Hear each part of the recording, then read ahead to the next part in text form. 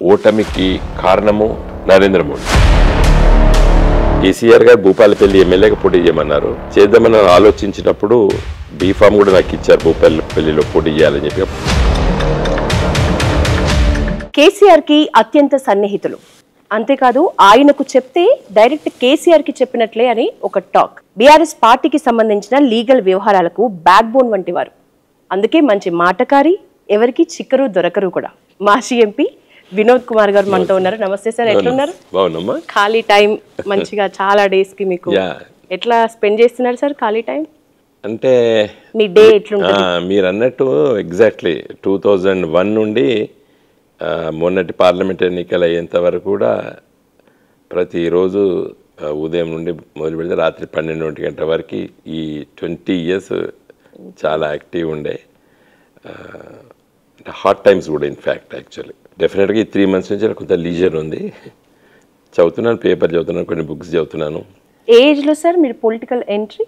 At the age of 14-15 years because నేను 10th class చదివిన తర్వాత ఆల్ ఇండియా స్టూడెంట్స్ ఫెడరేషన్, మా ఇంటి పక్కకు సోషల్ వెల్ఫేర్ హాస్టల్ ఉండే. ఆ పిల్లలతో కలిసి తిరుగుతున్నప్పుడు నాకు కొంత వామపక్ష రాజకీయాల ప్రభావం ఉంది.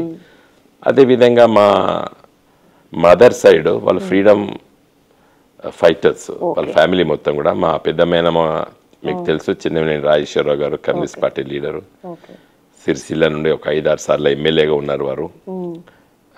మా కుటుంబం, మా తల్లిగారి తరఫున రాజకీయ నేపథ్యం ఉన్నవాళ్ళు. బీజేపీలో కూడా విద్యాసాగర్ రావు గారు ఉన్నారు కదా, మాజీ మంత్రి గారు, మాజీ గవర్నర్ గారు, వారు కూడా మా అమ్మ తమ్ముడు. మా అమ్మ అన్నయ్యలు కూడా యాక్టివిస్టులు. ఒకరు మీకు తెలుసు, డాక్టర్ సిహెచ్ హనుమంతరావు గారు, great economist, Padma Vibhushan awardee and planning commission member ఉండే. ఇందిరాగాంధీ గారికి అడ్వైజర్ ఉండే, రాజీవ్ గాంధీ గారికి ఉండే. మన సోనియా గాంధీ గారు కూడా నేషనల్ అడ్వైజరీ కౌన్సిల్ కూడా మెంబర్ ఉండే.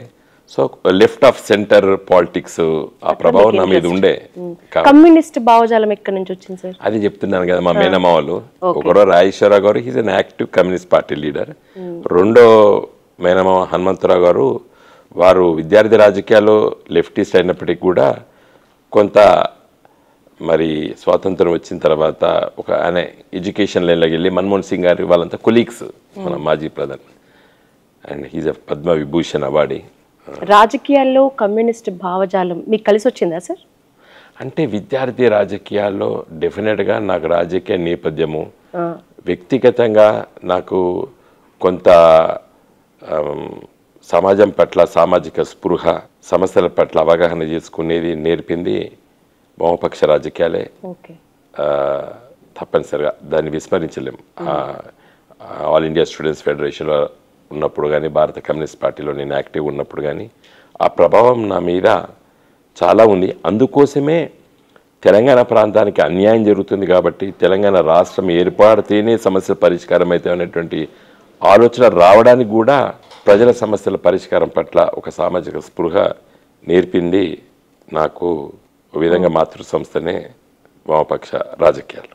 14 years 15 years టైంలో మీకు ఇట్లాంటి థాట్స్ రావటం అంటే, అఫ్కోర్స్ మీ ఫ్యామిలీ నేపథ్యం ఎట్లున్నా మీరు ఒక యూత్ లీడర్గా మీరు మొదటి నుంచి కూడా రాజకీయాల్లోకి రావాలి, గట్టిగా నేను ఈ స్థాయికి ఎదగాలి అని ఏ స్టేజ్లో అనుకున్నారు సార్? ఫ్రాంక్లీ, లెట్ మీ సే ఫ్రాంక్లీ, నేను ఎప్పుడు ఎమ్మెల్యేనో ఎంపీనో లేకపోతే ఎలక్ట్రల్ పాలిటిక్స్లో అయితే నేను ఎప్పుడు అనుకోలేదు. ఓన్లీ స్టూడెంట్ డేస్లో ఉన్నప్పుడు సమస్యల కోసం పోరాటం చేయాలి, మాట్లాడాలి అనేదే ఉండేది. తదనంతరం కూడా న్యాయవాది వృత్తిలో కూడా ఆ రోజులలో మీకు కూడా తెలుసు, మీరు కూడా వరంగల్ నుండి మరి అక్కడే చదువుకున్న ఒక విద్యార్థిగా మీకు కూడా తెలుసు, నక్సల్ ఉద్యమం, వందలాది మంది పైన కేసులు, ఎన్కౌంటర్లు ఆ రోజు జరుగుతున్నప్పుడు ఆ భావజాలంతో ఏకీభవించకపోయినప్పటికీ కూడా నేను, నా దగ్గరికి చాలా కేసులు వాళ్ళే వచ్చేది. పరకాల, చిట్యాల, భూపాలపల్లి ఆ ప్రాంతాల నుండి వేలాది మంది ఆ కేసులు ఇరుక్కున్న వాళ్ళకందరికీ కూడా నేను న్యాయవాదిగా పనిచేసిన సమయంలో రాజకీయాలు, రాజకీయ పార్టీలో నేను ఉన్నప్పటికి కూడా సిపిఐలో ఎప్పుడు కూడా ఎమ్మెల్యే అవుతామో ఎంపీ అవుతామో అని చెప్పి ఆలోచన లేకుండే. 1999 ఎన్నికలప్పుడు అప్పుడు భారత కమ్యూనిస్ట్ పార్టీ నన్ను హన్మకొండ ఎంపీగా పోటీ చేయాలని చెప్పి ప్రతిపాదన చేసింది. అప్పుడు ఎన్నికల రాజకీయాల పట్ల కొంత ఆలోచన చేశాను. తర్వాత టిఆర్ఎస్ పార్టీలో మరి ఆ పార్టీ మరి ఆలోచన విధానం, టిఆర్ఎస్ అనే ఒక పార్టీ పెట్టి తెలంగాణ కోసం పోరాటం చేయాలని చెప్పి కేసీఆర్ గారి నాయకత్వాన మరి పార్టీ పెట్టక ముందు ఆలోచన చేసే అతి కొద్ది మందిలో నేను ఒకరిని. అందుకోసం I'm one of the founder members of TRS party. ఉద్యమం జరుగుతున్నప్పుడు కేసీఆర్ గారు ఎన్నిక రాజకీయాలు ఉండాలి, ఎన్నికల్లో పోటీ చేయాలి, పార్లమెంట్లోకి మనం వెళ్ళాలి, శాసనసభలో మన పార్టీ ఉండాలి, ఆ ఉంటేనే మన ప్రభావం చూపుతామని చెప్పి వారు చెప్పినప్పుడు నాకు మళ్ళీ కేసీఆర్ గారి ఆలోచనతోనే నేను మళ్ళీ హన్మకొండ పార్లమెంట్ సభ్యుడిగా పోటీ చేయడం జరిగింది 2004లో. తర్వాత 2008లో రాజీనామా చేశాం, మళ్ళీ హన్మకొండ పార్లమెంట్ సభ్యుడికి గెలిచాను. సో మీ మొదటి రాజకీయ ప్రస్థానం స్టార్ట్ అయింది వరంగల్ హన్మకొండే, అంతే కదా? అంతే. నేను 2009లో హన్మకొండ పార్లమెంట్ నియోజకవర్గము ఎస్సీ రిజర్వ్డ్ స్టేట్గా డిలిమిటేషన్లో అది ప్రతిపాదన వచ్చి డిక్లేర్ అయిన తర్వాత కేసీఆర్ గారు భూపాలపల్లి ఎమ్మెల్యేగా పోటీ చేయమన్నారు. చేద్దామని ఆలోచించినప్పుడు బీఫామ్ కూడా నాకు ఇచ్చారు భూపాలపల్లిలో పోటీ చేయాలని చెప్పి. అప్పుడు టీడీపీ టీఆర్ఎస్ పూర్తిగా మేము పోటీ చేస్తున్నాం. నామినేషన్ వేసే 2-3 రోజుల ముందు మళ్ళీ కరీంనగర్ పార్లమెంట్ సీటు నుండి పోటీ చేసి మనం ఢిల్లీలో పనిచేయాలి కదా, ఇంకా తెలంగాణ రాలేదు కదా అని చెప్పి ఆలోచనతోని అప్పుడు మళ్ళీ పార్టీ కరీంనగర్ నుండి పోటీ చేయమన్నప్పుడు నేను మళ్ళీ కరీంనగర్కి వెళ్ళి పోటీ చేయడం జరిగింది. స్టేట్లో ఒక హాట్ టాపిక్ మీద మీరు చాలా సుదీర్ఘమైన వివరణ ప్లస్ దట్టు దాంతో ఒక సొల్యూషన్ కూడా ఇచ్చినారు. నెక్స్ట్ హాట్ టాపిక్ స్టేట్లో ప్రస్తుతం హైడ్రా. సార్, హైడ్రా మీద మీ కామెంట్స్ ఏంటి? హైడ్రా యాక్చువల్గా హైడ్రా రావడం కారణం ఏంటి? Because illegal constructions in the buffer zone and FTL full tank level, FTL అంటారు. అంటే నీళ్లు మత్తడి ఉంటాయి కదా, మన ఆ మత్తడికి కాడికి వచ్చే నీళ్ళు ఏ స్థాయిలో ఉంటాయో దాన్ని ఎఫ్టిఎల్ అంటారు. దానికి కొంత ఉంటుంది. చిన్న ట్యాంక్ అయితే 10 మీటర్లు, కొన్నిటికి 50 మీటర్లు, కొన్నిటికి కొంత ఏదో లెక్క ఉంది. అది దాన్ని బఫర్ జోన్ అంటారు. ఈ బఫర్ జోన్లో నేను ఐఎమ్ ది ఓనర్, నా ల్యాండ్ అది, నన్ను గవర్నమెంట్ ల్యాండ్ కాదు, నా land. But I should not construct. నేను వ్యవసాయం చేసుకోవచ్చు, నేను దున్నొచ్చు, నేను దాంట్లో పంట పండించుకోవచ్చు. ప్రభుత్వానికి అధికారం లేదు, వద్దనడానికి వీలేదు. That is my land. Construction చేయదు. ఇప్పుడు కొన్ని కుంటలు, కొన్ని చెరువులు సొంత పట్టాలు కూడా ఉంటాయి. సొంత పట్టాలు కూడా ఉంటాయి. చాలా గ్రామాల్లో పట్ట చెరువులు, కుంటలు కూడా సొంత పట్టాలు ఉంటాయి. కానీ అతనికి దున్నుకోవడానికి నీళ్లు లేనప్పుడు దున్నుకోవడానికి మాత్రమే హక్కు. ఫుల్ ట్యాంక్ రిజర్వ్ లెవెల్ వరకు అందుకో ఎక్సాల్ పంట అంటారు, అంటే ఎక్సాల్ సర్టిఫికెట్స్ అన్నారు. అంటే ఒకటేసారి పండించుకోవాలి, సంవత్సరంలో ఒకటేసారి పండించుకోవాలి. ఫసల్ ఏక్ ఫసల్ అంటారు, అంటే ఒకటేసారి పండించుకోవాలి. రైనీ సీజన్లో దున్నడానికి వీల్లేదు. దో ఐఎమ్ ది ఓనర్ అయినా కూడా ఎందుకంటే కింద పొలాల వాళ్ళకి నీళ్లు ఉండాలి కదా, లేదా కింద బావిలో నీళ్లు ఉండాలంటే ఈ చెరువులో నీళ్లు ఉండాలి కదా. కాబట్టి నాకు వర్షాకాలంలో దున్నడానికి వీల్లేదు. నేను though I'm the owner of that land. ఇప్పుడు ఈ హైడ్రా ఇష్యూ ఏంటంటే 100 చెరువులు, కుంటలు హైదరాబాద్లో ఉన్నాయి. అవన్నీ బికాస్ ఆఫ్ అర్బనైజేషన్ వల్ల ఇలా కనుమరుగైనాయి. కట్టుకున్నారు, ఆక్యుపై చేసుకున్నారు. పేదరికంలో ఉన్నప్పుడు ఆక్యుపైనాయి. ఇప్పుడు ప్రభుత్వం బాగా మాట్లాడుతుంది కదా. ఇప్పుడు మన వెంగళరావు పార్క్ ఉంది కదండి, ఎక్కడ మన బంజారా హిల్స్ రోడ్ నెంబర్ 1 ఏందో మరి వెంగళరావు పార్క్ ఉంది కదండి, నిమ్స్ హాస్పిటల్ వెనక వైపు ఉన్నది. నేను చూస్తుంటే, నేను చదువుకునేటప్పుడు అది మొత్తం చెరువు. మరి ప్రభుత్వమే చెరువుని తీసి పడేసి ఇవాళ పార్క్ చేసింది. నేరస్తుడు ఎవడు? మీరు పేదవాళ్ళు, లేదా బ్రోకర్లు, లేకపోతే ఆక్యుపై చేసిన కట్టిన, అది వేరే సబ్జెక్టు. అసలు చిత్తశుద్ధి లేదు ప్రభుత్వాలకి. ఏది చెరువులను, కుంటలను కాపాడాలి అనేటువంటి ఆలోచన ఈ 50 సంవత్సరాల ప్రభుత్వాలు, ఈ ప్రభుత్వం ఆ ప్రభుత్వాలు, కాంగ్రెస్, తెలుగుదేశము, ఎన్టీ రామారావు, చంద్రబాబు నాయుడు, వైఎస్ రాజశేఖర రెడ్డి, అన్ని ప్రభుత్వాలు కూడా ఈ హైదరాబాద్ నగరంలో చెరువులను, కుంటలను కాపాడడంలో కూడా ఘోరంగా విఫలమైనాయి. ఇప్పుడున్న సీఎం కాన్సంట్రేట్ చేస్తున్నాడు అంటారా? నేను అనదలుచుకోలేదు. ఎందుకు సార్? ఆయన దాని వెనుక డెఫినెట్గా ఒక ఇల్ మోటివ్ ఉన్నది. కొంతమందిని బెదిరించి మిగతా వాళ్ళ దగ్గర బేరాలు ఆడడానికి చేస్తున్నట్టుగా నేను భావిస్తున్నాను. I want to be very clear. ఎందుకంటే చిత్తశుద్ధి ఉన్నట్టయితే చాలా ఉన్నాయి. ఎవరు టార్గెట్ చేసుకున్నాడు, నాగార్జున గూల పెడితే నాకు పేరు వస్తుంది. ఆయన చిత్తశుద్ధి అంటే ఆయన బిడ్డతో 21 దినమో ఏదో దాంట్లో చేసాడు. 21 దినమో వరపూజనం ఆయనకు తెలియదు అప్పుడు. మరి అంత నీతిమంతుడు నిజాయితీ పడితే ఈడు FTAలో కట్టిండు, ఈడ నేను వరపూజ చేయనని అనొచ్చు కదా. ఆయన బిడ్డదే చేసిండు దాంట్లో. ఓకే, ఇవాళ కూడా నల్గొండ పార్టీ ఆఫీస్ని, బీఆర్ఎస్ పార్టీ ఆఫీస్ని 15 daysలో కూల్చాలని హైకోర్టే ఆదేశించింది. అది మా తప్పిదనం అండి, మేము పర్మిషన్ తీసుకోక కట్టారు. ఓకే, మీ తప్పిదం అంతే కదా, పర్మిషన్ తీసుకొని కట్టాలి కదా, ప్రభుత్వం ఉంటుంది. ఇంతకీ హైడ్రా సదుద్దేశమా రాజకీయ? ఇది హైడ్రాకు మన నల్గొండ పార్టీ ఆఫీస్ సంబంధం లేదండి. That is entirely different issue. అది ఎందుకంటే అది లీగల్ ల్యాండ్, గవర్నమెంట్ అలాట్ చేసిన ల్యాండ్, టీఆర్ఎస్ పార్టీ కొన్న ల్యాండ్. కానీ కట్టుకునేటప్పుడు దురదృష్టవశాత్తు మా వాడు పర్మిషన్ తీసుకోకుండా కట్టాడు. ఇప్పుడు రాజకీయంగా అది సదుద్దేశమే అంటారా సార్? హైడ్రా మంచి ఉద్దేశం కాదంట. మంచి ఉద్దేశం ఉన్నప్పటికీ మోటివ్ అంటే ఉద్దేశం అంటే చట్టం మంచిదే, కానీ ఉద్దేశపూర్వకంగా ఇప్పుడు చేసేది మాత్రము పేద ప్రజలది. అయితే నిన్నైతే వాళ్ళు స్టేట్మెంట్ ఇచ్చారు, మీ ఇండ్లు కట్టుకున్నాయి ముట్టుకోమని చెప్పాడు నిన్న ఎవరు కమిషనర్. కాబట్టి నా దృష్టిలో మరి ఇప్పుడు కాంగ్రెస్ మంత్రులు కట్టుకున్నారు, మరి వాళ్ళు ఎందుకు ముట్టుకుంటలేదో ప్రశ్న వస్తుంది. ఇప్పుడు రేపు ఊరుకోరు ఆల్రెడీ అంటున్నారు సార్, ఎంఐఎం పార్టీల జోలికి ఇంతే స్పీడ్ గా ఇది పులి మీద సవారీ చేసిండు ఎవరు మిస్టర్ రేవంత్ రెడ్డి. రేపు పొద్దున పిటిషన్లు వేస్తారు, ఎందుకు ఊరుకుంటారు? పబ్లిక్ ఇంట్రెస్ట్ లిటిగేషన్ వేయరు. ఇప్పుడు ఇదే నాగార్జున వేస్తాడు రేపు, నాది కూడా పెట్టినావు, ఓఎస్సీ ఎందుకు కూడా పెట్టలేదు, నాది కూడా పెట్టినావు, పొంగిరెడ్డి శ్రీనివాస్ రెడ్డి ఎందుకు కూడా పెట్టలేదు, నాది కూడా పెట్టినావు, ఈయనది ఎందుకు కూడా పెట్టలేదు, నాది కూడా పెట్టినావు, ఇక వివేక్ ఎందుకు కూడా పెట్టలేదు, నాది కూడా పెట్టినావు, ఈయనది ఎందుకు కూడా పెట్టలేదు. రేపు పిటిషన్లు పడతాయి. పులి మీద సవారీ అన్నారు, ఎవరు సార్ పులి? పులి సబ్జెక్ట్, ఏది సబ్జెక్ట్. నేను ముట్టుకోపోవడమా మంచి, అది కాన్సెప్చువల్ వైజ్ గా కరెక్టే, కానీ నీ ఉద్దేశం దురుద్దేశం ఉన్నట్టుగా ప్రజలు అనుకుంటున్నారు. ఇవాళ నేను అనుకుంటలేను. ఇప్పుడు ఇక్కడ ఏదో కుంట లోపల వాళ్ళ బ్రదర్స్ వాళ్ళందరూ కూడా కాంపౌండ్ కట్టిరని అంటారు, నాకు తెలియదు, యూట్యూబ్ లో చూస్తున్నా నేను. ఏది ఇప్పుడు రేవంత్ రెడ్డి చెప్పిండు కదా, నేను రియల్ ఎస్టేటు నా దాన్ని ఏమంటారు నా బిజినెస్ రియల్ ఎస్టేట్ అని ఓపెన్ గా చెప్పిండు పాపం. ఆయన రేవంత్ రెడ్డి కొన్నిసార్లు ఉన్నట్టు మాట్లాడతాడు, నేను రియల్ ఎస్టేటు, నేను డబ్బులు సంపాదించుకున్నా, నేను ఆక్యుపై చేసిన అని చెప్పాడు. కానీ మరి ఇప్పుడు విమర్శకులు చెప్తారు ఈయన ఇది ఆక్యుపై చేసిండు, అది ఆక్యుపై, ఇవన్నీ ఎందుకు కూరుకుంటారండి? ప్రజాస్వామ్యం కదా. ఇప్పుడు మా పార్టీ పైన కూడా విపరీతమైన ఆరోపణలు చేసి ఉన్నది లేనట్టు లేనిది ఉన్నట్టు చిత్రీకరించండి కదా, మేము ఎందుకు కూరుకుంటాం? We will also raise these issues న్యాచురల్గా. హైడ్రా గురించి పక్కన పెడితే ఇప్పుడు రేవంత్ ప్రస్తుత కాంగ్రెస్ పార్టీ 6 గ్యారంటీల మీద మీ కామెంట్స్ ఏంటి సార్? మేము డిసెంబర్ దాకా వెయిట్ చేస్తామండి. ఓకే, డిసెంబర్, ఎందుకంటే ప్రజలు కూడా నిన్నే వచ్చిండు కదా మొన్ననే వచ్చిండు కదా అనే మూడ్లో ఉన్నారు. 1 year అయిపోయిన తర్వాత మేము ప్రతి ఇష్యూని ప్రజల దగ్గర తీసుకెళ్తాం. ఈ ప్రభుత్వం కాంగ్రెస్ ప్రభుత్వము మా ప్రభుత్వాన్ని అంటే మా పార్టీ మమ్మల్ని ఓడగొట్టి కాంగ్రెస్ పార్టీ అధికారం రావడానికి అబద్ధాల పునాది పైన ఈ పార్టీ అధికారంలోకి వచ్చింది. మేము ఎందుకుంటామండి? అయితే 6 గ్యారంటీల్లో మీకు నచ్చింది ఏదైనా ఉందా సార్? ఇప్పుడు మీరు హైడ్రా సదుద్దేశమే అంటే దాని ఆలోచన మంచిదే అంటున్నారు, ఆచరించే విధానాన్ని పక్కన పెడితే హైడ్రా ఆలోచన మంచిదే అన్నారు.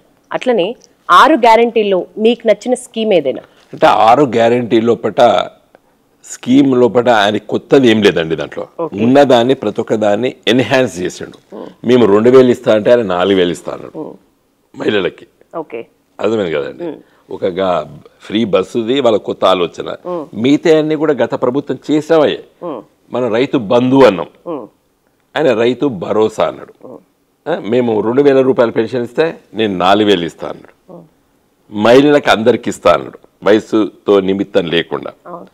కాబట్టి ఎలక్ట్రిసిటీ అన్నాడు. ఎలక్ట్రిసిటీ గత ప్రభుత్వం కూడా ఇచ్చింది, కాకపోతే హౌస్ హోల్డ్స్కి 200 యూనిట్లు అనేది అదొక గ్యారంటీ లోపల అదొక గ్యారంటీ.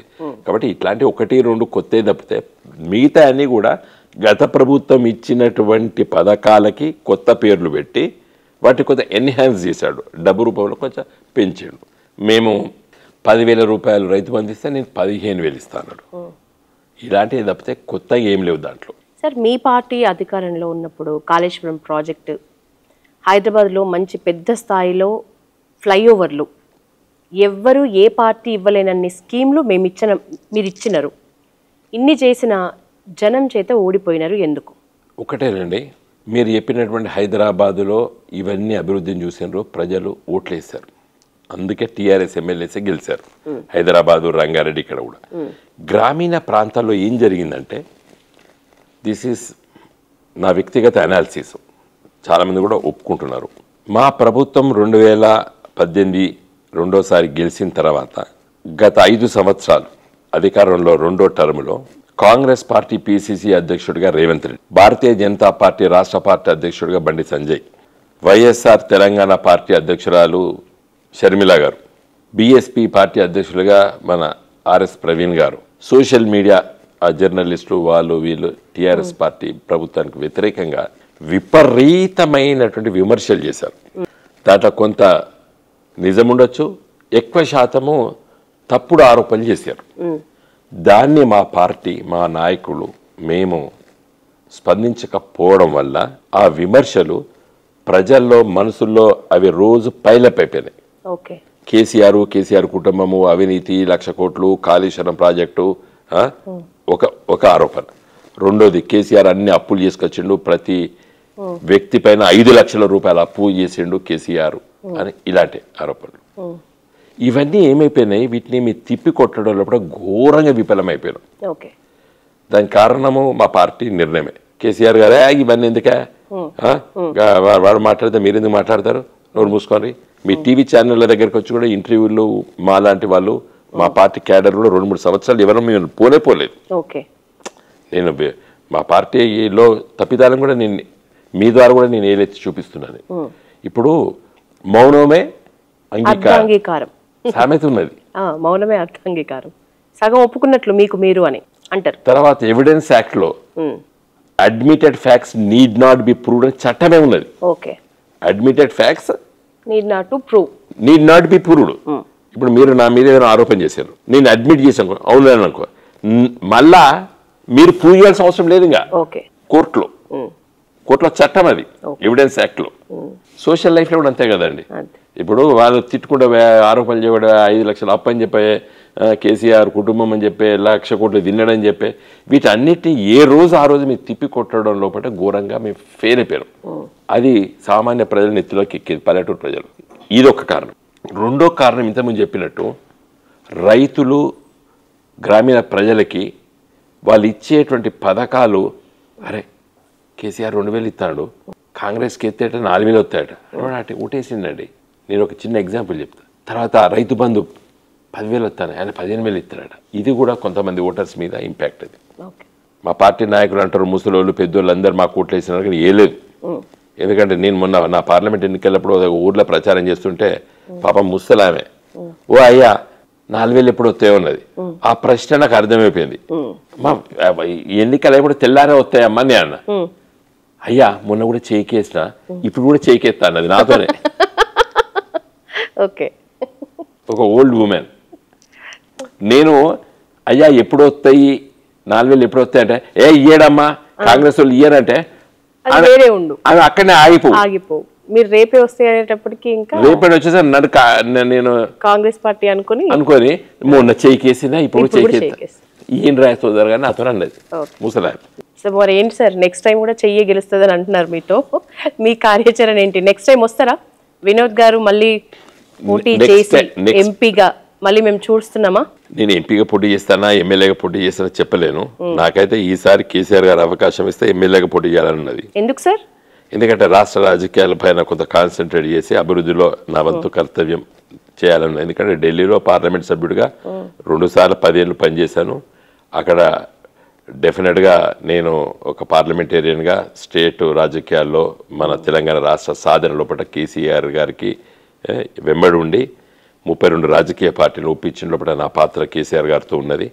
తెలంగాణ రాష్ట్రం సాధించిన తర్వాత కొత్తగా రాష్ట్రం ఏర్పడ్డప్పుడు ఈ కాళేశ్వరం ప్రాజెక్టులు కానీ లేదా పవర్ ప్రాజెక్ట్స్ అనుమతుల లోపల కేసీఆర్ గారు ఏది చెప్తే అదే ఢిల్లీలో ఉండి నేను నా వంతు కర్తవ్యాన్ని నిర్వహించినాను. జాతీయ ప్రాజెక్టులు, జాతీయ రహదారుల పైన చాలా ప్రతిపాదనలు నేనే చేశాను ఢిల్లీలో మా తోటి ఎంపీలతోని. కాబట్టి ఒక 5 సంవత్సరాలు తెలంగాణ ఉద్యమం కోసం పార్లమెంట్ సభ్యుడిగా పనిచేశాను. తెలంగాణ రాష్ట్రం వచ్చిన తర్వాత తెలంగాణ రాష్ట్ర అభివృద్ధి పునాదుల లోపల నా వంతు కర్తవ్యాన్ని పార్లమెంట్లో నిర్వహించాను. మళ్ళీ కూడా పార్లమెంట్ సభ్యుడిగా కూడా ఈ రాష్ట్రానికి పనిచేయడానికి కూడా సిద్ధంగా ఉన్నాను. బట్ ఏది అవకాశం వస్తుంది, ఎంపీగా వస్తే ఎంపీ, ఎమ్మెల్యేగా వస్తే ఎమ్మెల్యే, ఏదైనా కూడా నేను చేయడానికి నాకు ఆలోచన. మీరు విమర్శించే వాళ్ళకి మేము మంచి కౌంటర్ ఇవ్వలేకపోవటం ప్రధానంగా మేము ఓడిపోవటానికి రీజన్ అన్నారు. అవును.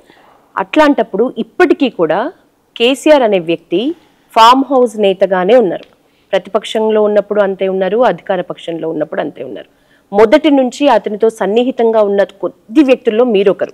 ఏంటి సార్ ఆ పర్సనాలిటీ? ఎందుకు ఇప్పటికి కూడా, అంటే పార్టీ ఓడిపోయిన తర్వాత కూడా ఒకసారి మీడియా ముందుకు రావటం కానీ, ఓటమిని ఒప్పుకోవటం కానీ, జనాలకు సంబంధించి ఒక మాట కానీ, ఇప్పటి వరకు కూడా ఏ విషయాల్లో అయినా అధికార పక్షంలో ఉన్నప్పుడు అదే నలుగురు, ప్రతిపక్షంలో ఉన్నప్పుడు అదే నలుగురు అనే కామెంట్ డైరెక్ట్ ఇప్పుడు సీఎంఏ చేశారు. ఏమంటారు అసలు, ఎందుకు ఇట్లా? అంటే వ్యక్తిగతంగా కేసీఆర్ గారిని ఈ విమర్శ నాటి నుండి నేటి వరకు ఉన్నది. ఇది కొత్త విమర్శ ఏం కాదు నా దృష్టిలో, ఎందుకంటే నేను 2001 నుంచి వెళ్ళిన. కానీ దగ్గరున్న చూసిన వాళ్ళకి తెలుస్తుందమ్మా how much time he spends. రాజకీయాల పైన ఇంత సమయం కేటాయిస్తుండేది నాకు తెలుసు. ఆయన ఒక సమస్య పైన ఆలోచిస్తూనే ఉంటాడు, మాట్లాడుతుంటాడు, అభివృద్ధి కోసం చేసేది. గవర్నమెంట్లో ఉన్న 10 సంవత్సరాలు దాదాపు కొన్ని గంటల తరబడి పనిచేసేది. కానీ మీరు అన్నట్టు కూడా కొంత సమయము ప్రజలకు వచ్చే వాళ్ళ ఫిర్యాదులు వినడంలో, ఎమ్మెల్యేలతో మాట్లాడడంలో పట్ల సమయం కేటాయించలేనటువంటి విమర్శ ఉన్నది. దానికి కొంత సడలించుకోవాల్సిన అవసరం కూడా కేసీఆర్ గారికి ఉంది, మా అందరికి కూడా ఉన్నది. నెంబర్ 1. నెంబర్ 2, ఇప్పుడు ప్రతిపక్ష నాయకుడిగా డెఫినెట్గా ఇప్పుడు కేసీఆర్ గారు స్ట్రాటజీ ఏంటంటే, ఇప్పుడే ప్రజలు మొన్నే ఓట్లేశారు. రోజు తెల్లారు లేచిన పెద్ద తిరిగిపోయి ప్రభుత్వాన్ని విమర్శించాల్సిన అవసరం లేదు మనకి అని చెప్తున్నాడు కేసీఆర్ గారు. ఇప్పుడు 1 ఇయర్ చూస్తాం. డిసెంబర్ 9 అయితే సంవత్సరం అవుతుంది కదమ్మా. డిసెంబర్ 31 వరకు 2 లక్షల ఉద్యోగాలు నింపుతా అన్నాడు రేవంత్ రెడ్డి. 1 జనవరి నాడు చూడండి మా తడాక అప్పటి నుంచి స్టార్ట్ అంటారా? డెఫినెట్ నేనే మాట్లాడతా. 31 డిసెంబర్ యువకుల్ని రెచ్చగొట్టిండు రేవంత్ రెడ్డి. 2 లక్షల ఉద్యోగాలు ఖాళీగా అని చెప్పిండు రేవంత్ రెడ్డి అండ్ కోదండరామ్ ప్రొఫెసర్ గారు. నేను అడుగుతున్నా, ప్రొఫెసర్ కోదండరామ్ గారు, నువ్వు ఎమ్మెల్సీ అయినావు, ఇప్పుడు లెక్కది అసలు 2 లక్షల ఉద్యోగాలని తీ నువ్వు బయటకి ఇప్పుడు ఫస్ట్ నోటిఫికేషన్ తర్వాత ఇద్దు కానీ. అంటే ఇవన్నీ యూత్ని కేసీఆర్ పట్ల, మా ప్రభుత్వం పట్ల విమర్శించి మాట్లాడారు కదా. మేము ఊరికెందుకుంటామండి? నేను అడుగుతున్నాను, నువ్వు డిసెంబర్ 31, 2024 వరకు 2 లక్షల ఉద్యోగాలు నింపుతానో నింపు ఫస్ట్. పూరి అట్లీస్ట్ నింపకయ్యా. ఇప్పుడు అసలు ఎక్కడ ఉద్యోగాల లెక్కది? 2 లక్షల ఉద్యోగాలు నింపుతలేడు కేసీఆర్ అన్నాడు కదా లెక్కది. నేను చెప్తున్నాను, యాజ్ ప్లానింగ్ బోర్డు వైస్ చైర్మన్గా పనిచేశాను. ఈ రాష్ట్రంలో 2,32,000 ఉద్యోగాలు ఖాళీలే ఉన్నాయని చెప్పి గుర్తించినాం. 2 లక్షల ఉద్యోగాల నోటిఫికేషన్లు ఇచ్చినాం. 1,61,000 ఉద్యోగాలు నింపినాం. 30,000 ఉద్యోగాలు ఎగ్జామ్ కండక్ట్ చేసి దురదృష్టవశాత్తు కోర్టులో కేసులు ఉండడం వల్ల వాళ్ళకు ఉద్యోగ నియామక పత్రాలు ఇవ్వలేకపోయినాం. గవే నియామక పత్రాలు మొన్న రేవంత్ రెడ్డి ఎల్బీ స్టేడియంలో ఇచ్చాడు. సో 2 లక్షల ఉద్యోగాలు మేము నింపినాం. It is on record. ఇలా నువ్వు chief minister mister Revanth Reddy, mister Kodandaram, you are the MLC. 2 లక్షల ఉద్యోగాలు నింపినావా నింపలేదా? మేము లెక్కది. వాళ్ళ జీతభత్యాలు ఉంటే ఆన్ రికార్డే కదండి. ఒక తహసీల్దారు, ఒక డిప్యూటీ తహసీల్దారు, ఒక ఏఈ, ఒక జేఈ, ఒక అగ్రికల్చర్ ఆఫీసరు, ఒక టీచరు, వీళ్ళందరూ ఉద్యోగాలు నింపినాయి కదా. ఒక కానిస్టేబుల్, ఒక ఎస్ఐ, ఇవన్నీ నింపినాయి కదా. 2014 తర్వాత ఎంతమంది నింపిండు కేసీఆర్ గారి ప్రభుత్వము? ఇప్పుడు 2 లక్షలు ఇంకా ఖాళీలు ఉన్నాయని చెప్పి నువ్వు విమర్శించినావు. 2 లక్షల ఉద్యోగాలు ఎక్కడ ఖాళీ అని చెప్పు నువ్వు? ఖాళీ లేవంటారా? నేను అనను, నువ్వు అన్నావు కాబట్టి చూపి. నేను ఎందుకు లేవంటా? మేము చూపించినాం, మేము నింపినాం. ఇంకొక 30,000 ఉద్యోగాలు నింపవలసి ఉండదు. అన్ఫార్చునేట్ గా గ్రూప్ 1 ఆ నోటిఫికేషన్ కొంత హడావుడి కావడం, అంత పిచ్చి పిచ్చిగా. 30,000 వరకే ఉన్నాయంటారా మీరు? మరి నేనేమనండి, వాళ్ళు 2 లక్షలు ఉన్నాయి చూపించమని చెప్తాను. వాళ్ళు అన్న మాటకు చూపించాను అంతే. నేను ఉన్నాయి లేని నేను ఎందుకు చెప్తా? మేము నింపిన అయితే ఆన్ రికార్డ్. మాది ప్రజాపాలన, గత ప్రభుత్వంది నియంతృత్వ పాలన. ఇది ప్రజా వ్యతిరేక పాలన. మేము నియంతృత్వంగా ప్రజల దగ్గరికి ఎక్కడ కూడా మేము లాఠీ చార్జీలు చేపించలేదు, ఎక్కడ కూడా ఫైరింగ్లు జరగలేదు, ఎక్కడ కూడా ఎన్కౌంటర్లు జరగలేదు తెలంగాణ రాష్ట్ర ప్రభుత్వం గత 10 ఏళ్ళు. ఇప్పుడు జరుగుతున్నాయి ఇవన్నీ. సొంత పార్టీ నేతలే వస్తే అపాయింట్మెంట్ ఇవ్వరు, కలవరు, మాట్లాడరు. మంచి స్థాయిలో ఉన్న వ్యక్తులే మాట్లాడిన సందర్భాలు ఉన్నాయి. కేసీఆర్ దగ్గర గంటల తరబడి కూర్చొని ఈపుల్లో వచ్చిన వాళ్ళు 1000 మంది ఉన్నారండి. అదంతా పచ్చి అబద్ధము. కేసీఆర్ దగ్గర ప్రతి ఎమ్మెల్యే, ప్రతి మంత్రి 5 నిమిషాలు 10 నిమిషాలు కాదండి, గంటల తరబడి కూర్చొని మాట్లాడానండి. నేను ప్రత్యక్ష సాక్షి. కానీ నువ్వు 10 సార్లు కలవకపోవచ్చు, కలిసినప్పుడు గంట సేపు వచ్చి కూర్చొని ఇంటర్వ్యూ కూర్చుంటే గంటల తరబడి కూర్చున్న వాళ్ళు ప్రతి ఎమ్మెల్యే, ఎంపీలు. అడగని చెప్పండి, నాతో మాట్లాడమని చెప్పండి.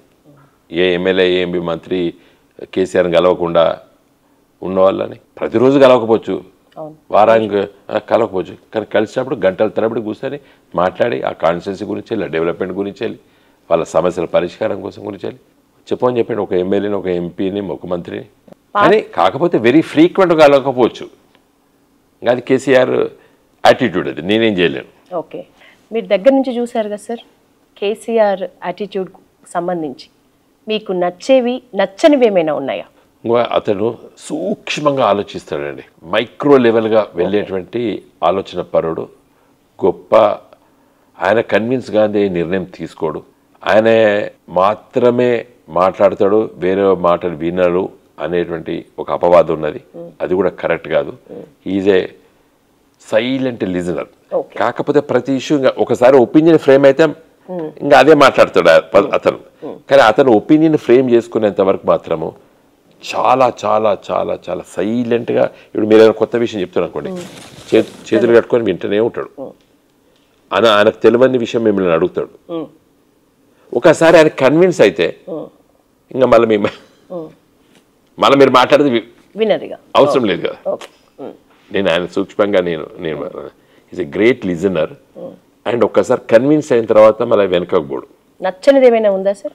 నచ్చింది ఏంటంటే ఇంకో నేను నచ్చింది అని నేను చెప్పడం బాగుండదు, కానీ ఒక్కొక్కరి హ్యాబిట్స్ ఉంటాయి కదండి, వ్యక్తిగతంగా హ్యాబిట్స్. ఇంకా వాటి గురించి మనం మాట్లాడడం భావ్యం కాదు. ఓకే, ఇప్పుడు పార్టీ ఓటమి హ్యాబిట్స్ అంటే ఫర్ ఎగ్జాంపుల్ పేపర్ చదువుతారండి కేసీఆర్ గారు, ఇన్ని పేపర్లు వస్తాయి చదువుతా అంటారు. నువ్వు మంత్రి రాని, ఎమ్మెల్యే రాని, వాళ్ళ భార్య రాని, పిల్లలు రాని, కొడుకు రాని, మనవడు రాని, ఇవ్వడు రాని, పేపర్ పట్టుకున్నాడంటే 2 గంటలు వినడు. మరి అది మంచిదా? ఓకే, ఇప్పుడు మీ దృష్టిలో అందుకే సార్ అట్లా వెయిట్ చేసిన వాళ్ళే కలవరు, వస్తే పట్టించుకోరు అంటున్నారు. అంటే ఆయన ఊరికే టైం వేస్ట్ చేస్తాడండి. He is on some subject. Okay, నేను ప్రత్యక్ష సాక్షి అండి. మేము తెలంగాణ ఉద్యమం పార్టీ పెట్టినప్పుడు 9 గంటలకు పోయేదండి కేసీఆర్ గారింటికి, పోయి కూర్చునేది. సార్ మీద ఉన్నాడు అనేది, కొందరు లేవలేదని అందరు. అది చాలా తప్పు. పాపం 6:30కి లేచి మొత్తం 20 పేపర్లు వచ్చేది. అది చదివేసరికి 10-11 అయ్యేది. పేపర్లు ఎన్ని చదివి, బుక్స్ అన్ని చదివి, మరి ఎందుకు సార్, ఎందుకు పరిస్థితి ఏమిటండి? ఇప్పుడు తెలంగాణ రాష్ట్రాన్ని సాధిస్తా అని చెప్పినప్పుడు వస్తుందా అన్నారు అండి తెలంగాణ? ఆయన అన్నాడు, సాధించాడు. అయిపోయింది, అందుకే ఇప్పుడు రావట్లేదు, మాట్లాడట్లేదు, ఇంకా కేసీఆర్ పని అయిపోయింది అనే కామెంట్స్ ఏమంటారు సార్? ఇది 2001 చంద్రబాబు నాయుడు కూడా అన్నాడండి, ఇది పార్టీ ఉండదు, పోతుంది, కేసీఆర్ 12 గంటలకు లేస్తాడు, పార్టీ నడుపుతాడా అని చెప్పి చంద్రబాబు నాయుడు అన్నాడు. వైఎస్ రాజశేఖర రెడ్డి అన్నాడు, పటాపంచులు చేసాడు వాళ్ళిద్దరి మాటల్ని. రాజశేఖర రెడ్డి పిసిసి అధ్యక్షుడిగా, చంద్రబాబు నాయుడు ముఖ్యమంత్రిగా, ఇద్దరు హేళన చేశారు కేసీఆర్ని, మా పార్టీని పెట్టినప్పుడు. వాళ్ళిద్దరిని కాదని తెలంగాణ సాధించడం, వాళ్ళిద్దరు వ్యతిరేకించిన వాళ్ళు తెలంగాణ ఎక్కడ ఉంటుంది? పేదరికం తెలంగాణ నీళ్ళు ఎక్కడి? నీళ్ళు కింద ఉన్నది, తెలంగాణ మీద ఉన్నది. పేదరికంలో ఉంటారు తెలంగాణ, నీళ్ళు ఎట్లొస్తాయి, ఎట్లా బతుకుతారు వీళ్ళ కరెంటు ఉత్పత్తి కేంద్రాలు లేవు.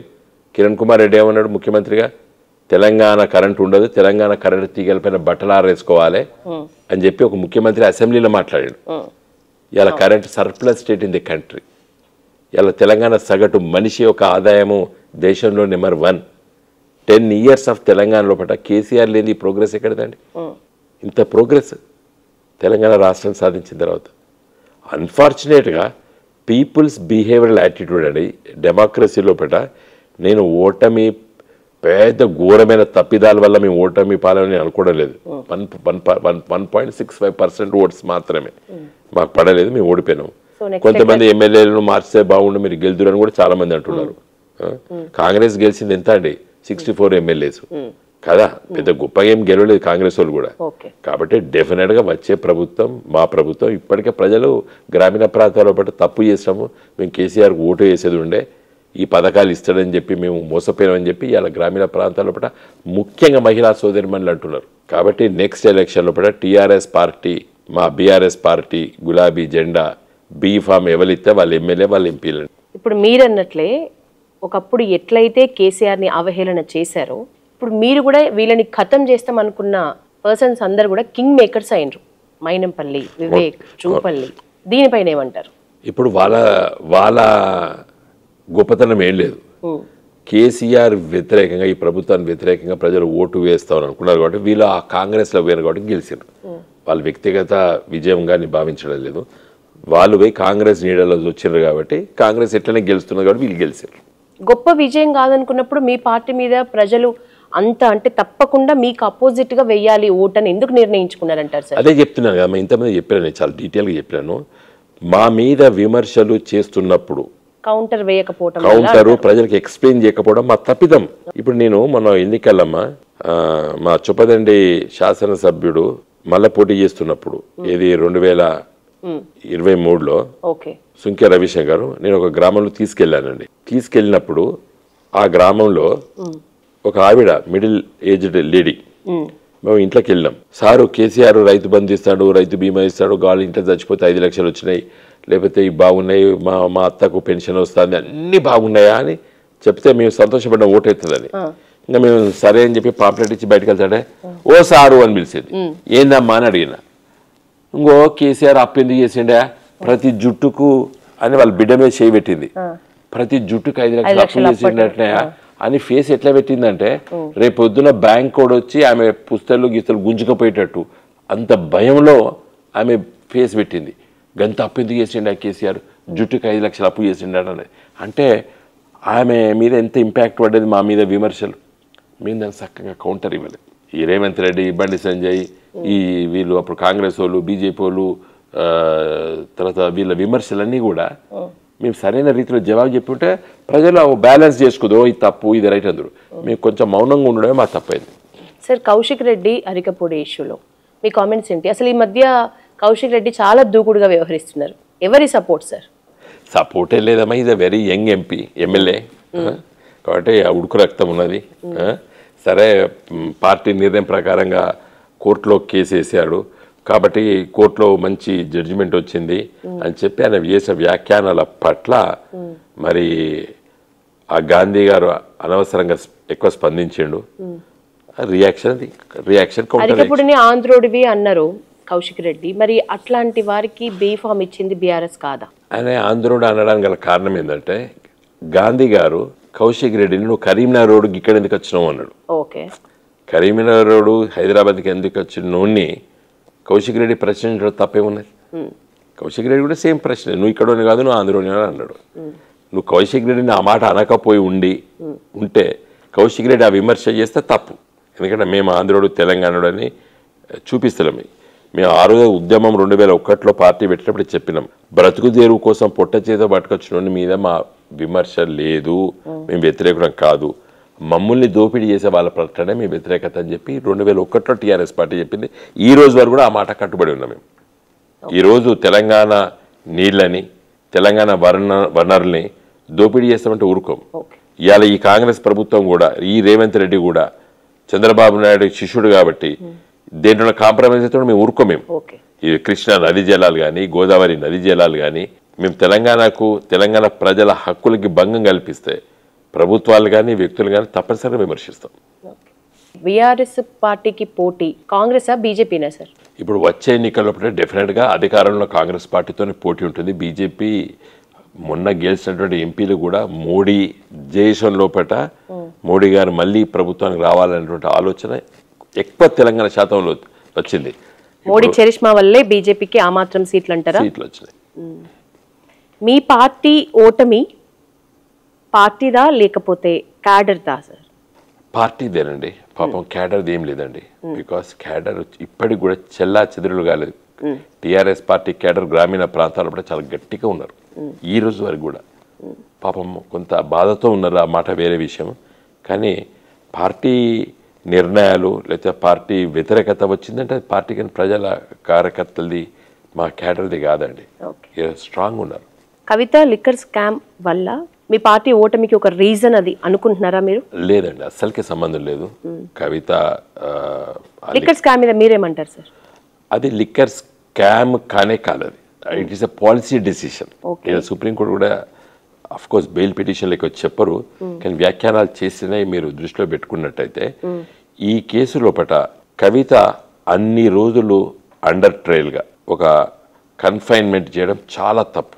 చట్టంలో చాలా స్పష్టంగా చెప్తుంది, ఒక అమ్మాయిని, ఒక స్త్రీని అనవసరంగా జైల్లో పెట్టదని చెప్తుంది.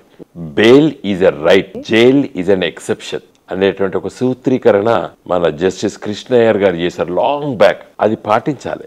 కానీ దురదృష్టవశాత్తు మరి ఈ న్యాయస్థానాలలో వాళ్ళ తీర్పులు ఆ విధంగా వచ్చినాయి. Most unfortunate. అసలు ఈ కేసులో నేను ఒక న్యాయవాది చెప్తున్నానండి, కేజ్రీవాల్ గాక, సిసోడియా గాక, కవిత గాక, కామన్ మ్యాన్ను ఇదే కేసులో పేర్లు ఉండి ఉంటే 15 రోజులప్పుడు బెయిల్ వచ్చే కేసు. దాంట్లో రికవరీ లేదు. డబ్బులు 100 కోట్లు అనేది ఎక్కడో ఇట్స్ ఊహాజనితమైనటువంటి విమర్శలు. అందుకే కోర్టు నీ 100 కోట్లు ఎక్కడ ఉన్నాయి, ఎక్కడ ట్రాన్స్ఫర్ అయినాయి, పోనీ పైసల్లో ఆవిరే కావచ్చు, అట్లీస్ట్ మీ దగ్గర నుంచి నాకు, నా దగ్గర నుంచి ఆయనకు, ఆయన దగ్గర నుంచి ఆయనకు చూపించలేదు. మరి ఎందుకు అన్ని రోజులు జైల్లో ఉన్నారు సార్? ఇప్పుడు ఎంపీ ఎలక్షన్స్ ముందే వెళ్ళటం ఏంటి? నేను చెప్తున్నాను, ఇది బీజేపీ కుట్ర. ఇలా ఢిల్లీ ప్రజలు జవాబు చెప్తారు మోడీకి. కేజ్రీవాల్ అండ్ సిసోడియా అన్ని రోజులు జైలు వేస్తారు కదా, ఢిల్లీ ప్రజలు జవాబు చెప్తారు దానికి. అట్లనే మళ్ళీ వచ్చే ఎన్నికల్లో ఇక్కడ కూడా చెప్తారు. Kavitha confinement is quite illegal. As a లాయర్గా చెప్తలేను, నా రాజకీయ నాయకుడిగా చెప్తలేను నేను. ఇప్పుడు నువ్వు ఫోన్లు ధ్వంసం చేసింది కవిత అని చెప్పి ఛార్జ్ షీట్లో ఫైల్ చేస్తాడు. ఆమె పోయి ఇచ్చింది ఫోన్, నువ్వు ఎట్లా ధ్వంసం చేసినా అని చెప్తాను. అసలు రేపు చీల్చి చెండాడతాం ట్రయల్ జరిగేటప్పుడు. ఆ ఇన్వెస్టిగేషన్ ఆఫీసరు నువ్వు ఇన్వెస్టిగేషన్ చేయక ముందే ఛార్జ్ షీట్లో ఫోన్లు ధ్వంసమైన ఎట్లా చెప్తాను? నువ్వు కవితని అడగలేదు, అడగకముందే ధ్వంసమైన అని చెప్పినావు. కోర్టులో రికార్డెడ్ ఛార్జ్ షీట్లో ఫైల్ చేసాడు, అదే కోర్టు పట్టుకున్నది నిన్న. ఆమె ఇచ్చింది. సరే ఆమె డిలీట్ చేసిందా చేసిందా అది వేరే విషయం. నువ్వు ఫోన్ అయితే గదే ఫోన్ కదా, ఈ ధ్వంసమైన నువ్వు ఆమె ఇచ్చింది అంటే నువ్వు కుట్ర, నువ్వు రాంగ్ కేసా కాదు అనేది. యాజ్ అ లాయర్గా ట్రయల్లో రేపు నేను క్రాస్ ఎగ్జామిన్ చేయాల్సిన నేను అదే అడుగుతా, నువ్వు ఎట్లా రాసినావు? సరే ఆమె డిలీట్ చేసిందా బిడి చేసిందా వేరే విషయం. నువ్వు ఈ ధ్వంసమైన మరి ఇచ్చిందే కదా నీకు, 6 ఫోన్లు ఇచ్చింది. సార్ మీరు ఒకప్పుడు ఒక మీటింగ్లో చెప్పిండ్రు, టీఆర్ఎస్ అనే లెటర్స్లో తెలంగాణ అనే పదంతో పేగుబంధం తెంచుకోవటం వల్లే మీకు ఈ పరిస్థితి, లేకపోతే మీరు అడ్వైస్ చెప్పినారు మళ్ళీ అది బీఆర్ఎస్ టు టీఆర్ఎస్ వెళ్ళే పరిస్థితి వస్తుంది అని. ఇప్పుడు ఏంటి? ఇప్పటికి కూడా సామాన్య ప్రజలు, మా పార్టీ కార్యకర్తలు, మా పార్టీ నాయకుల లోపల ఆ భావం ఉందండి. మనం బీఆర్ఎస్ పార్టీ నుండి టీఆర్ఎస్ పార్టీకి మార్చుకుందాం అనే అభిప్రాయం మాకున్నది. చాలా మంది మా తెలంగాణ భవన్ లోపలనే మా వర్కింగ్ ప్రెసిడెంట్ కేటీఆర్ గారు, చాలా మంది మంత్రులు, ఎమ్మెల్యేలు మేమందరం రివ్యూ చేస్తాం ఒక్కొక్క పార్లమెంట్ నియోజకవర్గం. 90% ఆ విధంగా వాళ్ళ అభిప్రాయాలు చెప్పారు.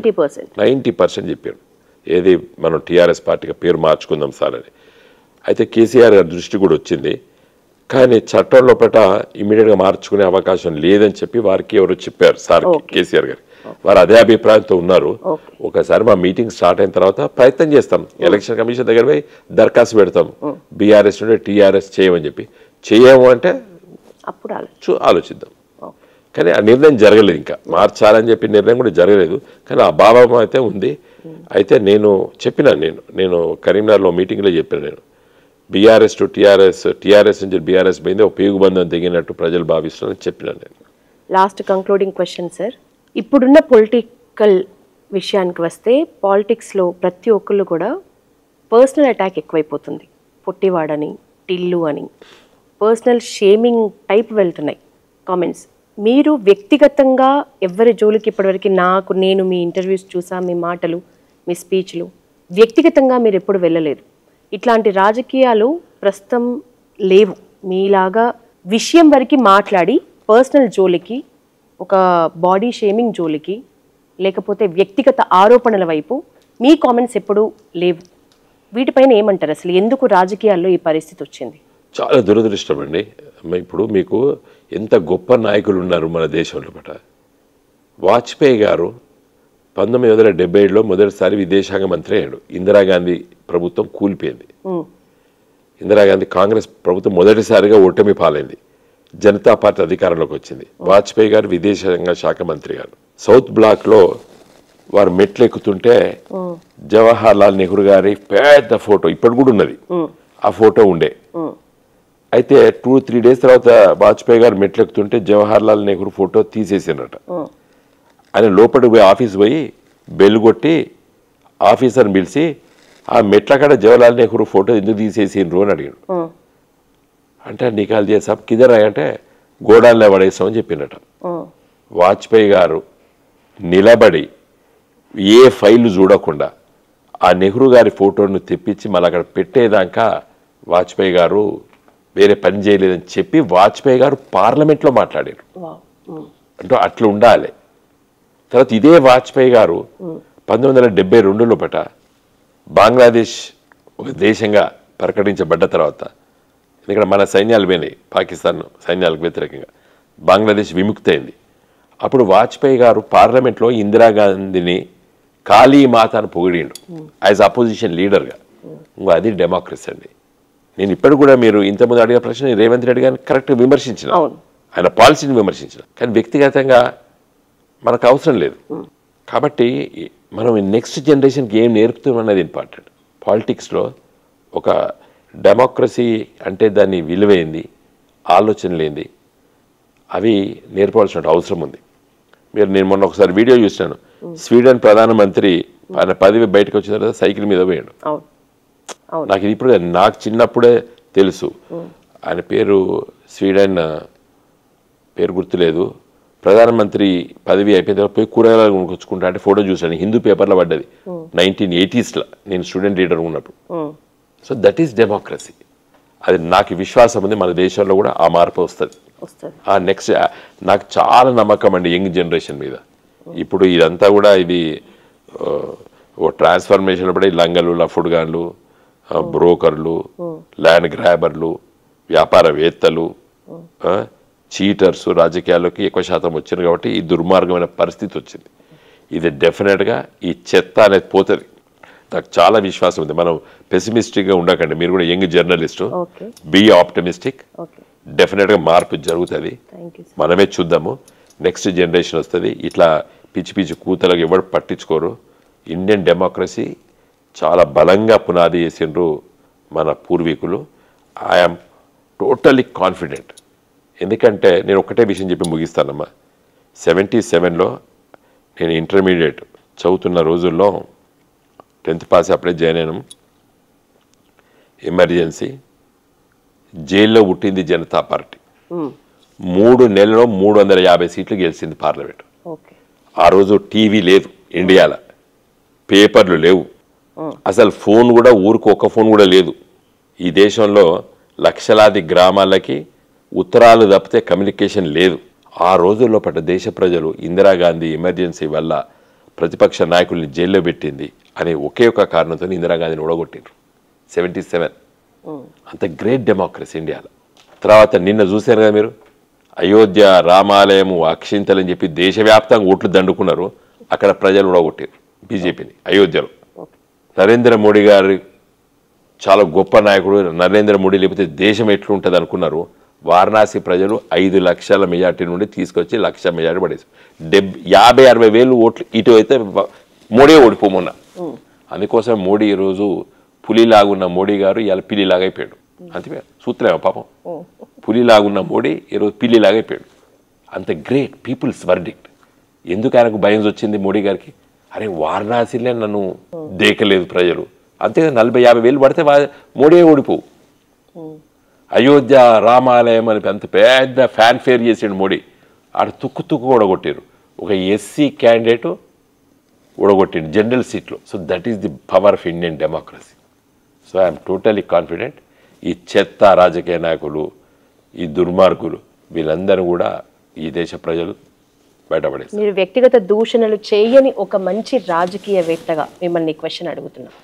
మీ ప్రత్యర్థిపై బండి సంజయ్ విషయంలో మీకు నచ్చిన అంశం, ఓడిపోయినరు గెలిచిండ్రు రాజకీయం పక్కన పెడితే సార్, ఒక ప్రత్యర్థిగా మీకు మీరు పోటీ పడ్డ వ్యక్తి కాబట్టి మీకు నచ్చే అంశం ఏంటి? ఇప్పుడు నేను ఫ్రాంక్లీ చెప్పాలంటే ఆయన దగ్గర ఒక అమాయకత్వం. ఏందంటే అమాయకత్వము, మతమే నన్ను ఇంత పైకి తీసుకొచ్చింది, మత విద్వేషమే నన్ను పైకి తీసుకొచ్చింది అని ఇంకా దాన్ని నమ్ముకుంటూ ముందుకు పోతున్నాడు ఒక మంత్రి అయినప్పటికీ కూడా. నాకు అది అయ్యో అమాయకుడు అనిపిస్తుంది. నేను నచ్చిన అభిప్రాయం కాదు. ఎలా ఆయన హోమ్ మినిస్టర్గా ఉన్న తర్వాత కూడా నిన్న మొన్న కూడా కామెంట్స్ అన్నీ కూడా అవే. ఎందుకంటే నేను ఆలోచించిన ఆయనకి ఏంటంటే అదే ఆయన అంత పైకి తీసుకొచ్చింది. ఒక కార్పొరేటర్ స్థాయి నుంచి, కార్పొరేటర్ కావచ్చు ఎవరైనా కావచ్చమ్మా, అసలు కార్పొరేటర్ గెలవడం కష్టము, ఎంపీగా ఈజీ గెలవచ్చు. నేను ఉన్న విషయం నన్ను మన కరీంనగర్ నన్ను అడిగిండ్రు, అరే పిచ్చోడ కార్పొరేటర్ వెరీ డిఫికల్ట్ గెలవడము, ఎంపీ ఈజీ గెలవచ్చు. ఎంపీ ఒక వేవ్లో గెలుస్తాం, ఒక పర్సెప్షన్ మీద గెలుస్తాం. మీరు నచ్చిన విషయాన్ని అడిగారు కాబట్టి మళ్ళీ చెప్తాను, ఇప్పుడు గుర్తుకొచ్చింది. బండి సంజయ్ ఎంత తెలియగలడు అంటే మొన్న కరీంనగర్లో ఈ మొన్నటి ఎన్నికల్లో ఆయన పాంప్లెట్ ఆయన ఫోటో పెట్టకుండా ప్రచారం చేసుకున్నాడు. ఒక మోడీ గారితో పెట్టిండు, పువ్వు గుర్తు పెట్టి ప్రచారం చేశాడు. ఎందుకంటే నేను ఫస్ట్ 5 years నేను ఏం పని చేయలేదు, పెద్ద అభివృద్ధి పైన చర్చ వద్దు, నేను ఎంత అభివృద్ధి పైన చర్చ పెడితే ఆయన అభివృద్ధి పైన చర్చకు తావే ఇవ్వలేదు. ఎందుకంటే నేను ఆ సబ్జెక్ట్లకు ఎంటర్ అయితే డిఫెన్స్లో పడతా అని చెప్పి ఓన్లీ మోడీ పువ్వు నచ్చిన విషయం అంటే అది చెప్తున్నా. సో ఇది స్ట్రాటజిస్ట్. ఫైనల్ క్వశ్చన్ సార్, మీ ఓటమి మీ సెల్ఫ్ గోలా లేకపోతే పార్టీ ఓటమి వల్ల?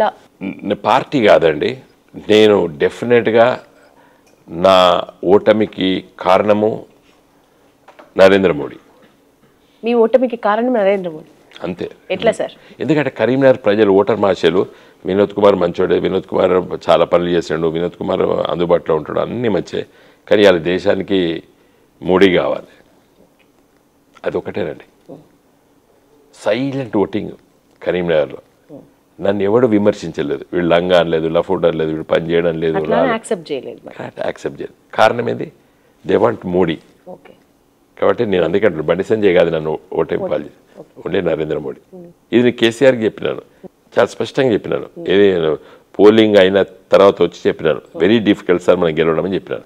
కాదే మనం గెలవం సార్ అని చెప్పినాను. కారణం ఏంటంటే నాకు అవపడ్డది, పర్సెప్షన్ అవపడ్డది, ప్రజల్లో అవపడ్డది, దేశంలో మోడీ కావాలనేది. అందుకే కేసీఆర్ గారు లేదు మనం గెలుస్తామే అని అన్నారు నాతో. నేను సర్వే చేయించిన గెలుస్తాను, నేను చెప్పిన గెలుస్తలేం సార్ అని చెప్పిన, కేసీఆర్కే చెప్పిన. I'm on record. కేసీఆర్ అన్నాడు, నువ్వు అందరికి ఓడిపోతున్నావు అని చెప్తున్నావా, గడింది చెప్తున్నావా, మనం గెలుస్తున్నామని అన్నాడు. మళ్ళీ దాని గురించి చర్చ పెట్టలేదు. కానీ నేను చెప్తున్నా అల్టిమేట్ అండి. ఇప్పుడు చూడండి, అయోధ్య అక్షింతలని చెప్పి దేశవ్యాప్తంగా ప్రచారం చేసుకొని ఓట్లు వేసుకున్నారు, అయోధ్యలనే ప్రజలు ఓడగొట్టారు. ఎంత గ్రేట్ రిజల్ట్. మొత్తం మోడీ గారు వేరే దగ్గర వేరే అభ్యర్థులను గెలిపించాడు, ఆయననే ఓటమికి అంచుకు చేరుకున్నాడు నరేంద్ర మోడీ గారు వారణాసిలో. మిమ్మల్ని ఓడించింది నరేంద్ర మోడీ అన్నారు, మరి నెక్స్ట్ టైం ఎలక్షన్స్ లో ఎట్లుండొచ్చు సార్ మీ అంచనా? ఇప్పుడు నరేంద్ర మోడీ గారు ఇంతమంది చెప్పినాకమ్మా, ఇంకా నెక్స్ట్ టైం ఆయన వేవ్ ఉండదు. నేను చెప్తున్నాను కానీ ఆయన ప్రధానమంత్రి కూడా 5 ఏళ్ళు కొనసాగిస్తారని నేను అనుకోవడం లేదు. ప్రాబబ్లీ నెక్స్ట్ ఇయర్ ఆయన దిగిపోవచ్చు. ఎవరు వస్తుండొచ్చు సార్? ఇంకా ఆడ బీజేపీలో 2-3 పేర్లు ఉన్నాయి. నితిన్ గడ్కరీ గారు నేను ఒక ఫీల్డర్ రోజులు పెట్టిండు కదా, ఏది నన్ను ప్రధానమంత్రి చేస్తారన్నారు కొంతమంది అని. డెఫినెట్గా అట్లాంటివి వస్తాయి. కాబట్టి నెక్స్ట్ టైం పార్లమెంట్ ఎన్నికల్లో మాత్రం it will be again once again coalition politics. మళ్ళీ ఒక 20 ఏళ్ళు నడుస్తాయమ్మా. ఎట్లయితే 84 తర్వాత మళ్ళా 2014 వరకు కోయలిషన్ పాలిటిక్స్ నడుస్తాయి.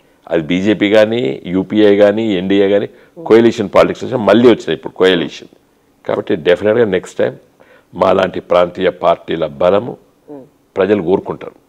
కాబట్టి మేము పార్లమెంట్లో, శాసనసభలో మంచి మెజార్టీతో మేము గెలుస్తామనే విశ్వాసం నాకున్నది యాజ్ ఏ పొలిటికల్ లీడర్గా.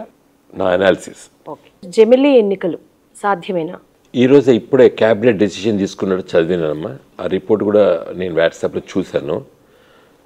చేయదలుచుకుంటే చేయొచ్చు, ఎందుకంటే మన రాజ్యాంగంలో సవరణలు చేసే గొప్ప అవకాశం ఉన్నది. కాబట్టి మంచి ఐడియా అనేది. ఎందుకంటే ఒకసారి లా కమిషన్ అన్ని రాజకీయ పార్టీలను అడిగింది 2017లో. మా పార్టీ తరఫున మేము జమిలీ ఎన్నికలకు సానుకూలం అని చెప్పి మేము చెప్పినాం, రిపోర్ట్ ఇచ్చినాం. మేము చేయదలుచుకుంటే చేయొచ్చు, కానీ చాలా డిఫికల్టీస్ ఉన్నాయి. అది ఎంతవరకు చేయొచ్చో చూడాలి. సార్, బీఆర్ఎస్ పార్టీకి బీజేపీతో లోపాయికార ఒప్పందం అంటారు, మళ్ళీ ఇటు కాంగ్రెస్తో కూడా మీకు సత్సంబంధాలే ఉన్నాయి అంటారు, ఏమంటారు సార్? మేము పార్టీ పెట్టిన రోజే చెప్పినాం, మేము ఆర్ఎస్ఎస్ నుండి ఆర్ఎస్యు వారితో కలిసి పనిచేస్తాము, తెలంగాణ సాధిస్తామని చెప్పినాం. మేము ఇష్యూ టు ఇష్యూ మేము పనిచేస్తామమ్మా. మేము ఏ పార్టీతోని కూడా కలిసి ఎల్లకాలం కూడా పనిచేస్తామని చెప్పి ఎక్కడ కూడా మీకు ఎవరికి మేము చెప్పలేదు. ఆ విధంగా రాజకీయ ఒప్పందాలు లేవు మాకు.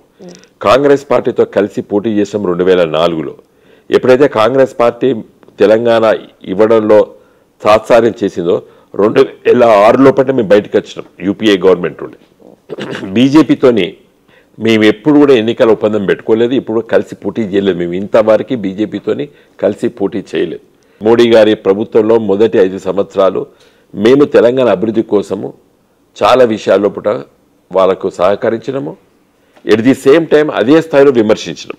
కాబట్టి టీఆర్ఎస్ పార్టీ, నేటి బీఆర్ఎస్ పార్టీ, మేము తెలంగాణ ప్రజల కోసం, తెలంగాణ రాష్ట్ర అభివృద్ధి కోసమే మా ఎజెండా ఉంటుంది తప్పితే కానీ ఓట్ల కోసము, సీట్ల కోసము మేము పొత్తు పెట్టుకోం. Thank you so much sir. మంచి సమయాన్ని మాతో చాలా విషయాలు చర్చించినందుకు thank you very much. Thank you.